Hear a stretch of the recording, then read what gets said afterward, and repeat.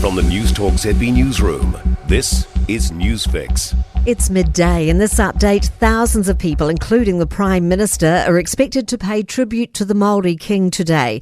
King Ituheitia died after heart surgery yesterday morning.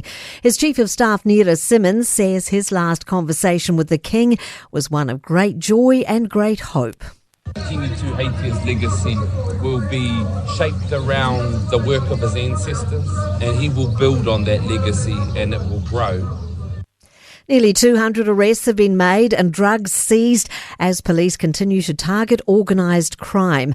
Trans-Tasman operations resulted in just over $100 million worth of drugs being confiscated, including 4 kilos of methamphetamine and 25 kilograms of pseudoephedrine. This comes just weeks after a joint operation targeting motorcycle gangs. Police say they will do their best to be a thorn deep in the side of criminals. There are severe weather warnings across the country, with heavy rain set to unleash in several places. The Tararua Range will be under an orange heavy rain warning from 6 tonight. Orange warnings are already in place for the Westland District and the headwaters of Canterbury lakes and rivers south of Arthur's Pass. Met Service meteorologist Alwyn Backer says up to 140 millimetres of rain is expected until midnight. This heavy rain can cause streams and rivers to rise rapidly and surface flooding and slips possible, as well as difficult driving conditions. Could be a faster trip between Northland and Auckland, with the government wanting to bump up the speed limit on State Highway 1.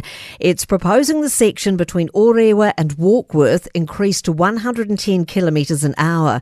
Transport Minister Simeon Brown says this would increase efficiency and reduce travel times. It's part of the government's plan to see 110 kilometre speed limits on roads of national significance. I'm Kay Gregory and that's news. In sport, success breeds success. That's the key behind para-cyclist Anna Taylor's silver medal effort in the women's C4 3,000-metre individual pursuit at the Paralympics in Paris. It follows the triumph of New Zealand cycling team at the Olympics, with medals to Elise Andrews, Ali Wollaston and the women's sprint and pursuit teams. Taylor says being surrounded by the Olympians on a regular basis helped her immensely. We trained with the sprint squad like twice a week. So we see them on the track and we see how hard they work, and I think it was really cool that, their success the way that it did, and they set the stage for us really well, so we're riding the high with them.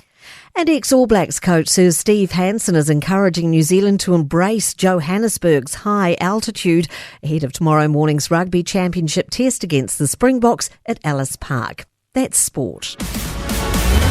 For more news, listen to Newstalk ZB live on iHeartRadio.